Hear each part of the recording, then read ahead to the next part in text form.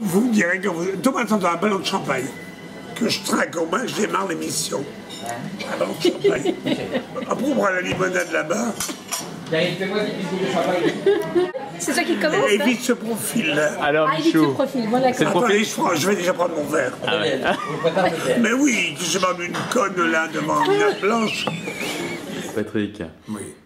Quand on évoque Gérard Berliner, vous pensez à quoi spontanément? Ah, je pense à un copain, d'abord. Je pense à un garçon de talent. Je pense à un garçon excessivement attachant. Et puis, c'est des souvenirs tellement formidables de l'année 1977.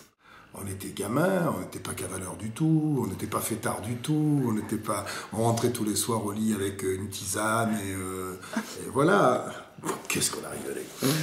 C'est quand même le seul chanteur avec qui j'ai travaillé et le seul créateur qui ait fumé des joints pendant le temps de travail. Ça me semblait un peu étrange. Je n'étais pas tellement habitué à ça. Ouais. Et vous en profitez aussi du coup alors? Ah ben forcément, je respirais ce qu'il fumait. Peut-être que j'étais un tout petit peu allumé moi-même à ce moment-là, j'en sais rien. Je ne me souviens pas bien. Ça a peut-être influé sur les mots que j'étais en train d'écrire. Voilà. Allez. Sinon, c'est pas Michou s'il n'a pas la coupe, j'ai dit tout à l'heure. Évite ce profil. Oui. Mais quand vous évoquez Gérard, à part Louise et à part les joints qui fumaient, vous pensez à quoi? Il y a bien d'autres choses quand même. Par exemple. C'était quelqu'un dont on sentait une espèce de flamme tourmentée qui travaillait tout le temps, quoi. Un homme qui avait un besoin de convaincre les gens. Et comment il réagissait à la critique? Bien, bien, enfin, ça dépend peut-être de la part de qui, mais en ce qui me concerne, c'est plutôt un sentiment qu'il venait chercher. Je vous dis, comme beaucoup d'autres, qu'est-ce qu'en pense l'éditeur? Il en tenait compte? Et oui, oui. Louise, Oui, c'est ça. on a entendu cette chanson tout l'été 82. C'était d'ailleurs quelque chose de complètement inhabituel, pour la bonne raison que cette fois-ci, le tube de l'été était une vraie chanson. Donc c'était pour moi une des plus belles, sinon la plus belle chanson française. Il est parti, oui.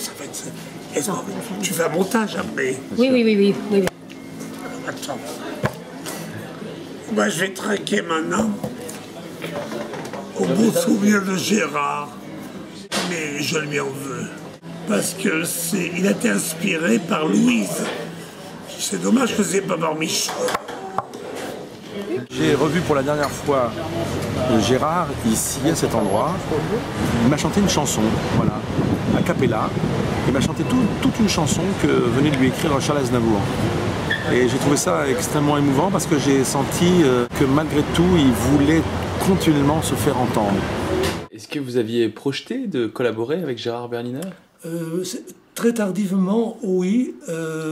Parce que de sa part, Gérard s'était manifesté en me disant « Michel, je vais enregistrer une chanson de vous et de Charles Aznavour qui s'appelle L'Essentiel. » Et j'adore cette chanson. Et notamment, il m'a précisé que c'était Didier Barbelivien qui allait le produire. J'ai été extrêmement séduit par cet artiste immédiatement, sans le connaître, parce que tout le monde était impressionné. Je dois même vous dire que on avait en préparation son prochain album dont toutes les maquettes ont été faites ici. Oui. Ouais. C'est con, Gérard, d'être parti en voyage si vite. Là, je t'en veux, hein. La dernière grande émotion que je garde avec Gérard, c'est ce spectacle magnifique qu'était Alter Hugo. Victor Hugo, ça a été formidable. Sur mes clients là, au cabaret, au théâtre, on l'a vu, mais Gérard Berliner, mais quel talent ce garçon! Ce rôle qu'il habitait tellement, heureusement que je n'ai pas raté ça. Il a rendu sur cette terre un hommage magistral à Victor Hugo par sa comédie musicale. Et c'est là peut-être que j'ai redécouvert, après Louise, peut-être là que j'ai redécouvert un Gérard Berliner talentueux d'écriture. Malheureusement, pourquoi ce con nous a quittés alors qu'il était plein d'ambition? C'était un angoissé, quoi. C'est un artiste un peu... c'est un artiste un peu anxieux de ce qu'il faisait. il avait peur de mal faire ou de me décevoir et tout ça. Et moi, je le rassurais au maximum et ça se passait bien parce qu'il était très talentueux.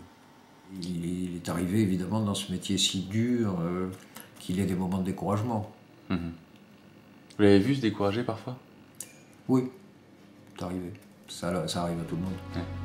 Qu'est-ce que je dirais si c'était devant moi aujourd'hui? Je dirais je te rappelle demain.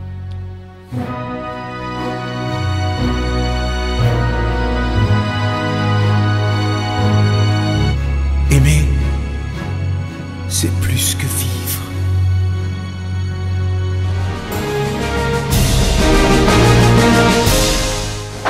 Ah, je suis une bonne comédienne. C'est plus que vivre.